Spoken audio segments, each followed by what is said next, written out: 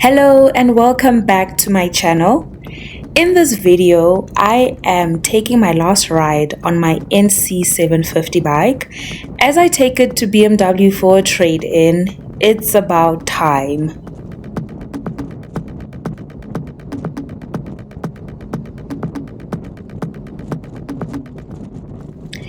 Now, maybe just to chat a bit about my first bike, right? When I was thinking about which bike to get, it was a very tough decision. I remember thinking about it for a very long time, mainly because one, you have a lot of options, but two, a lot of people give you guiding videos as to what you need to look at. So if you are someone who's looking for their first bike, you will hear quite often that you need to look at the CC range, right? In terms of power, in terms of like speed, torque, etc., right? So a lot of people recommend that you start your first bike between a 300 and a 500 or 600 cc bike, right? And look, that is generally because those bikes are a bit more forgiving.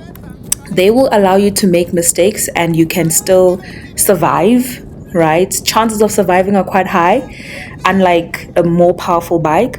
But also, you get to learn on a smaller bike where speed is manageable. So you get to learn how to control the bike, how to maneuver traffic, how to U-turn at a garage. You learn the fundamentals of being a biker, and it's much easier to do it on a smaller bike, right?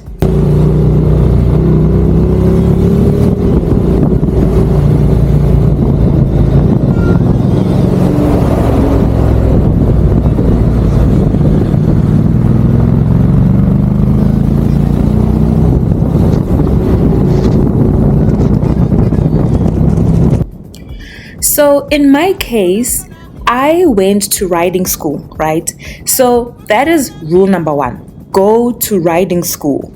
A lot of people, let me not say a lot, not that many, but some people have reached out to me saying, hey, can you please teach me how to ride?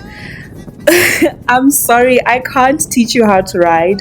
Personally, just because I do not have the patience to teach someone anything, especially riding, but also because, go to a riding school where you have an instructor who has trained to do this, an instructor who can teach you the fundamentals of riding, how to find the friction zone on your clutch, how to balance your brakes on an uphill, etc., right? More importantly, when you're in riding school, you are learning on a very small bike. It's often a 125 or a 150cc bike. If you think about it, it's those Uber bikes, right? So quite often you're going to learn on that bike, and that's the best bike to learn at,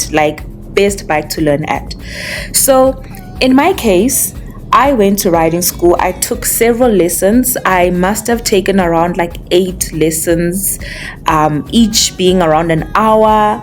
The guy that I was using is located somewhere around Johannesburg in Soweto side. He was charging $350 per hour. Actually, he was charging less when I started, and then towards the end, he was charging $350, right? I think it's now in 2025 where he's charging $350. Cool. So I went to riding school. I practiced on a 150cc Honda bike. I took all of my lessons on that bike. And then when I felt that I knew how to ride, my last 3 or 4 sessions, it must have been, I used them to ride a 750cc bike. Actually, I think it was a 700cc Honda cruiser bike, right? That's what I practiced on in riding school. So the advantage with that is I was able to move from a small engine into a much more powerful engine in a riding school setup, which means I'm on a parking lot. There's no traffic. There are no pedestrians. There's nothing else to consider besides me and the bike. So I continued lessons on a 700cc bike. Once that was done and I was ready to be on the road, I had to then get a bike, right? But lucky for me, I have a partner who had a 600cc naked bike from Triumph. So he kindly allowed me to practice on his bike. So I did a couple of ridings around the neighborhood, learning how to be in the streets, on the road with his bike. I didn't do too many lessons, but I did get onto that bike and I felt how it was like to be on the road. Now, back to how I got my first bike and why I selected my Honda NC750.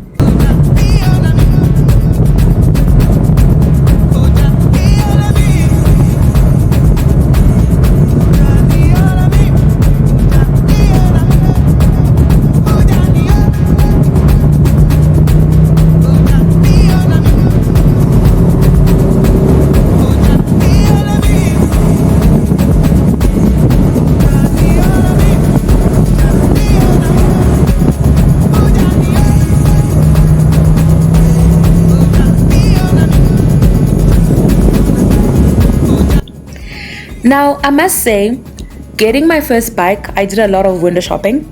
So I went to bike stores or shops. I looked online just to understand what are the bikes that are available between a 300 and 500cc range. That's what I was looking for, right? I was encouraged to sit on bikes and start feeling bike positions. I was encouraged to go for test rides. I must admit, I didn't go to a lot of test rides. I think mostly it was just time availability, but also in some cases, some dealerships do not have demo bikes readily available for testing. But I was encouraged to try out options, right? I walked into Honda and the first bike I looked at and fell in love with was the NC750. I remember looking at that bike. It was red at the time. I remember looking at the bike and I just thought, oh my gosh, what a beautiful bike. It aesthetically matched what I wanted. And I knew that that's the bike I want to buy. But again, it was a 750cc bike. So I immediately thought, okay, maybe this is a bit too much for my first bike, right? So I continued to shop around. I came across I think it's a CB500X, right? So for me, that felt like a natural downgrade in terms of cc or power from the NC750.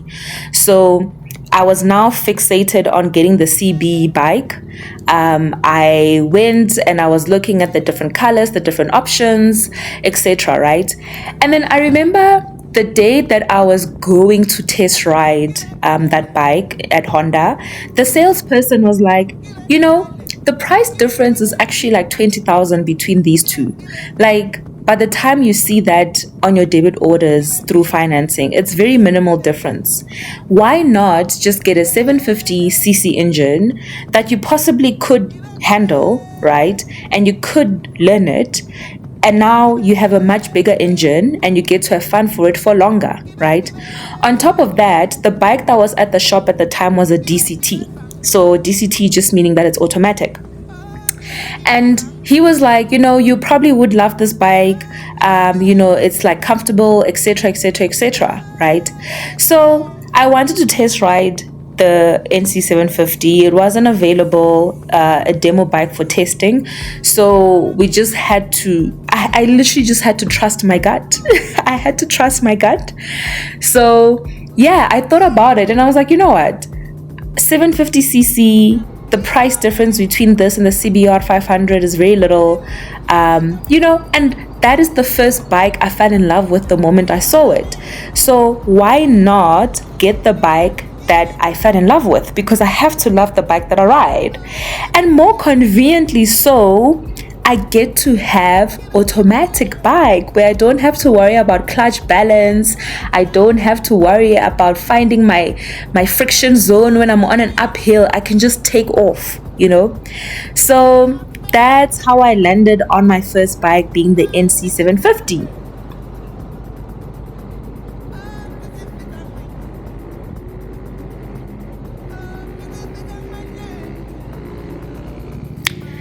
So 2 years with my NC750 DCT and I've absolutely had a joyride. I've had amazing memories with this bike. I've traveled with this bike. 3 months into having this bike, I took a trip to Mpumalanga on those curves on the mountain, not really sure if I knew what I was doing. And it was raining. I'll remember crying in my helmet because I was just like, what am I doing in the mist, in the rain, on the curves, on a mountain with 3 months riding experience? But I've had some fun experiences with my NC750. We've traveled, we've fallen before. I've had an accident on this bike. It wasn't a major accident, thank God. I've been through it. But 2 years has gone by, and I must say I've had a great time. But at the same time, I am very ready for a bike with a lot more power. I'm very ready for a bike that's a lot more responsive, because one thing about this DCT engine is that it's very heavy, like extremely heavy, which means that when you take off, you really feel the weight keeping the bike back, So I'm ready for a bike that's lighter, easy to maneuver, that's made for curves as well, that's a little more sporty. On top of that, I've started going to track. I really want to take up more of the track riding courses. So I would love a bike that responds really, really well to track riding. So it's time to trade in this bike. I feel a little sad right now, but I'm also quite excited for what's to come. So that's my little journey so far, and I'm so excited to start filming on my new bike and start having adventures on my new ride. For now, cheers and see you in the next one.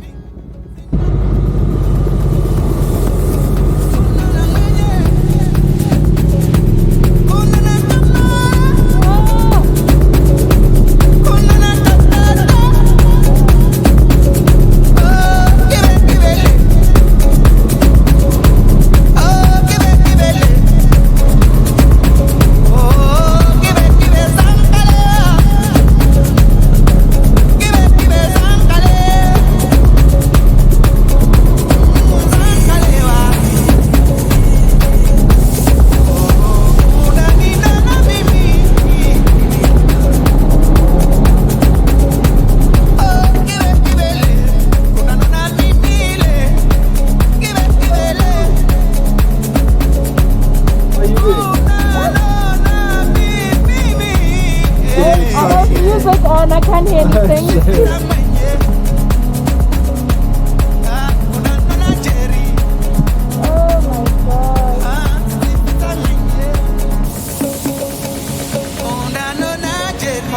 I'm fantastic. How are you? I'm so sad. Why are you sad? This is my first time. Exactly. This is my first.